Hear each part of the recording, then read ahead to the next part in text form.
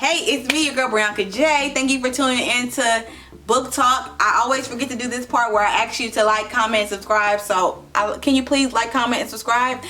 It really means a lot to me because it's the only way you can get a monetized channel, and it makes it easier to do these videos when you're getting that little extra money. So help me out on my second gig. Press subscribe right now, and I'm gonna give you a really in-depth video on why everybody all over the freaking globe still loves Shakespeare. I still love Shakespeare. Fight me. Just kidding.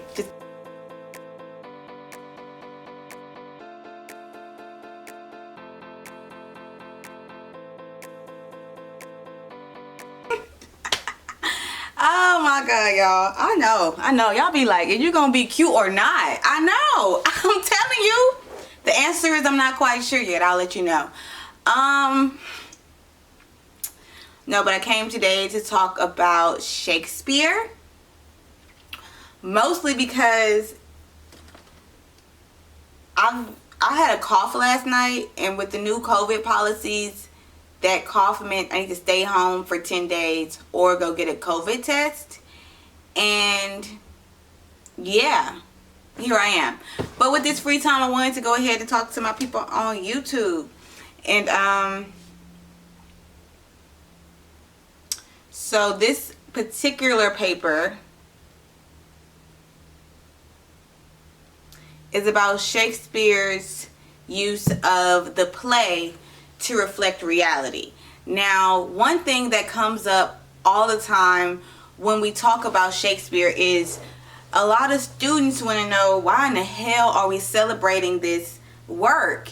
And then a lot of scholars are like, what the fuck do you mean? It's great. Well, the reason we study the work is because though it was written so long ago, most of his themes are very contemporary and still affect us today. So like the stuff he talks about, the issues that they go through are all still very relevant. In fact, when Barack Obama was asked what would he read if he were stuck on an island, he said he would read the Shakespearean tragedies. And that's because the tragedies are absolutely important. All his work is important. But anyway, this is about Shakespeare's work and how he feels about his work. All the world is a stage, and all the men and women are players. This is first written in his play As You Like It. Now, in any play, there is a conspiracy of sorts between the audience and the actors, as both pretend to accept the play's reality. However, Shakespeare argues that the play in many ways is reality projected. Throughout his career as a playwright, Shakespeare often used his plays to convey the complexities of the human condition. The stage became representative of the world. For Shakespeare, the entire world is a stage. John Bell, a correspondent on ABC Splash, states, I think to Shakespeare, theater is life and life is theater. It wasn't just a metaphor. I think to him it was an absolute truth. He believed that the authority and majesty were shown through ceremonial and fancy costumes and performance. If you were to be executed on the scaffold, you made a farewell speech and justified your actions. Theater wasn't just entertainment. It is about demonstrating the fact that we're all playing parts, playing roles, dressing up, not telling the truth about ourselves all the time. And that life is really a performance, and you've got to give a good one. Humankind, like actors, make a brief and fleeting appearance to play their part. Elements of his perspective have been captured in many of his famous works, including Hamlet, As You Like It, Macbeth, King Henry IV. All of these where Shakespeare actively demonstrates the many ways life and theater influence one another. Like actors, mankind dresses up, plays roles, and acts a part.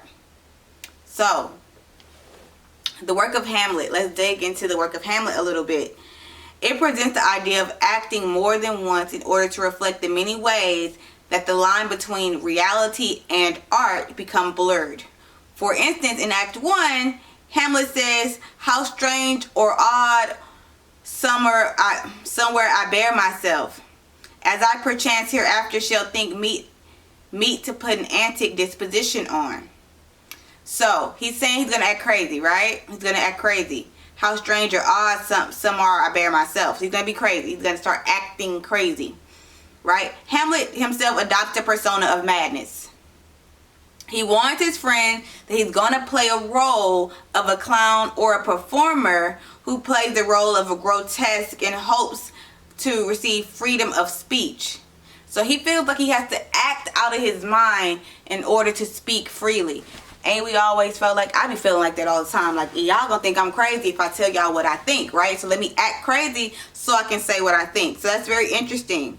Hamlet realizes that a fool or a lunatic has no barriers on what they may say. However, scholars often question whether his actions were truly a performance, or if Hamlet had transitioned from the state of acting to the state of actually being cloaked in madness.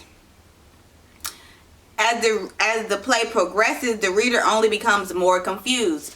Now, I don't know about y'all, but I've had instances of this happening in my life where I've had a friend maybe go through something really tragic. He went through something really tragic. But anyway, his mind snapped. Like, he snapped.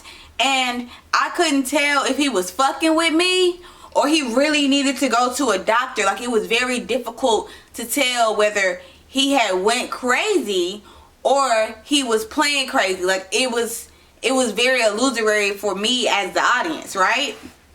So that's what they're talking about. As the play progresses, the reader only becomes more confused. Hamlet's actions become more questionable, right? From seeing ghosts, threatening his mother, and jumping into graves, readers struggle to separate the reality from the appearance. One is not sure if a role is being played or not. In addition, Hamlet, desperate to confirm his suspicions regarding his father's death, introduces the aspect of a play. So he puts a play within the play, right? And so in doing so, he casts a theater company and directs them to perform certain events in order to reenact the murder of his father. In his mind, if his uncle Claudius grows uncomfortable during the performance, Hamlet can then confirm at last that Claudius is guilty. In this way, one witnesses that for Hamlet at least,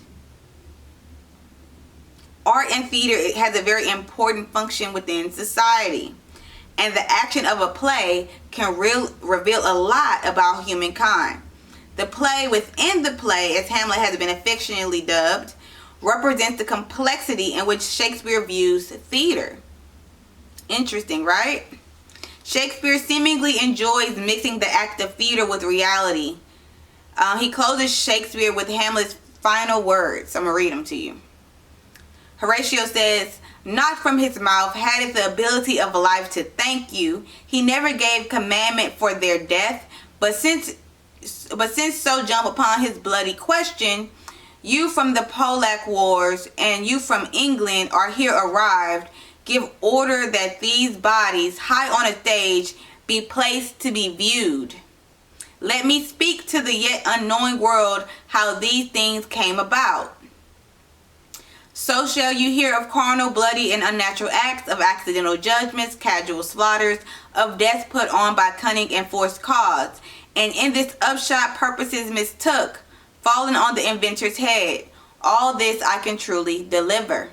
So that's Horatio's final statements, right?